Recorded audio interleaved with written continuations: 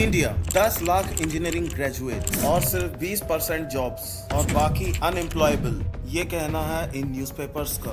पर क्यों? क्या इंडियन स्मार्ट नहीं है? क्या हमारा एजुकेशन सिस्टम टूट चुका है? जी हाँ, आपने सही सुना, हमारा एजुकेशन सिस्टम टूट चुका है। कुछ यही कहना है हमारे नारायण मूर्ति जी का। इंडिया जहां हर साल हजारों डॉक्टर्स और लाखों इंजीनियर्स बनते हैं, वहां पे लोग अक्सर ऐसा क्यों कहते हैं? सब रेस में लग गए। ऐसे पढ़ के फर्स्ट आ भी गए तो क्या फायदा? आप लोगों की नॉलेज बढ़ेगी नहीं, सिर्फ प्रेशर बढ़ेगा। और ये कॉलेज है, प्रेशर कुकर नहीं।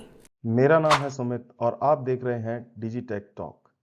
आज हम लोग बात करेंगे हमारे एजुकेशन सिस्टम के बारे में और निकालेंगे असली reason why our education system is failing us. इस वीडियो के अंत तक आपको असली रीजन जानने को मिलेगा।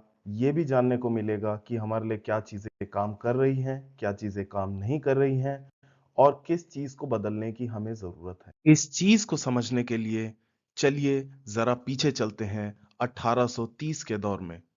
जो एजुकेशन सिस्टम आज भी हम लोग फॉलो करते हैं, वो कभी हमें एम्पावर करने के लिए बनाया ही नहीं गया था। इसे ब्रिटिश ईस्ट इंडिया कंपनी ने डिजाइन किया था सिर्फ क्लर्क्स बनाने के लिए। ऐसे लोग जो सिर्फ ऑर्डर फॉलो कर सके, सवाल ना करें। आजादी के 72 साल हो चुके हैं, लेकिन सोचिए, सिस्टम अब भी ज्यादा नहीं बदला है। आज भी हमें याद करना सिखाया जाता है सोचने की बजाय, फॉलो करना सिखाया जाता है इनोवेट करने की बजाय। जबकि दुनिया को चाहिए जो लोग बॉक्स के बाहर सोच सके, आउट ऑफ बॉक्स थिंकिंग रख सके, लेकिन हमारा सिस्टम हमें बॉक्स के अंदर रहकर ही सोचने पे मजबूर करता है। लेकिन क्या हमेशा से ऐसा था?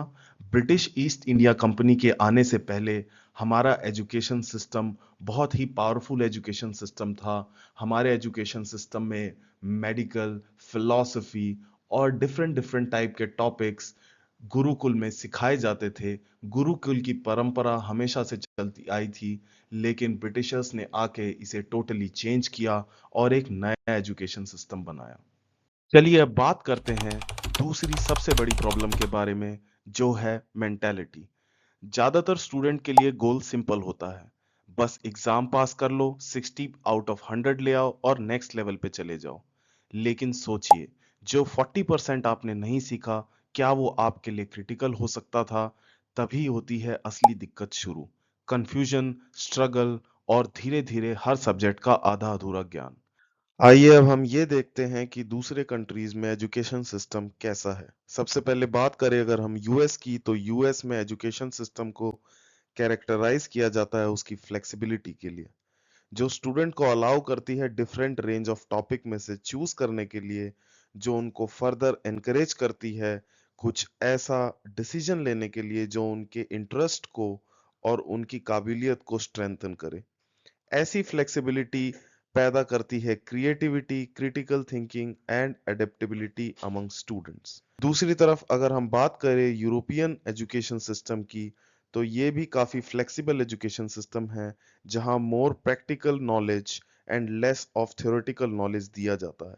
ये सिस्टम भी माना जाता है कि बहुत ज्यादा फ्लेक्सिबल है।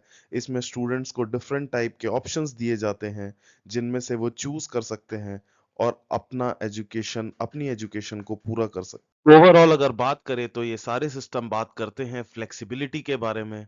और आपको क्या लगता है, क्या हमारा एजुकेशन सिस्टम फ्लेक्सिबल नहीं है? क्या हमें इसे और फ्लेक्सिबल बनाना चाहिए? जी हाँ, कुछ ऐसा ही किया है हमारी new national education policy NEP 2020 ने, जिसने प्रॉमिस किए हैं big changes. Finally flexibility, creativity और प्रैक्टिकल लर्निंग को दी गई है इंपॉर्टेंस, बट क्या ये ग्राउंड पे भी प्रूव हो रहे हैं या फिर और ज्यादा काम करने की इन पे जरूरत है? एजुकेशन सिस्टम अपग्रेड हो ना हो, पर हमें हर सब्जेक्ट को पढ़ना जरूरी है और उसे बारीकी से समझना जरूरी है। सिर्फ मार्क्स के लिए पढ़ना और रट्टा मारना हमें कुछ हेल्प नहीं कर सकता। हमें ये समझना जरूरी है कि हम उस सब्जेक्ट को पढ़ क्यों रहे हैं, हमारा इंटरेस्ट क्या है और उसे बारीकी से कैसे समझा जाए। अगर इस वीडियो से आपको कुछ सीखने को मिला या फिर आपको ये रिलेटेबल लगा, तो एक कमेंट जरूर करें। आपको किसी स्पेसिफिक टॉपिक के बारे में जानना है तो कमेंट में जरूर लिखें और इन लोगों के साथ शेयर करें जिनको ये सुनना जरूरी है। बाकी तब तक के लिए लाइक करें, शेयर करें और सब्सक्राइब करना ना भूलें। मिलते हैं नेक्स्ट वीडियो में, तब तक के लिए take care, good bye and have a nice day.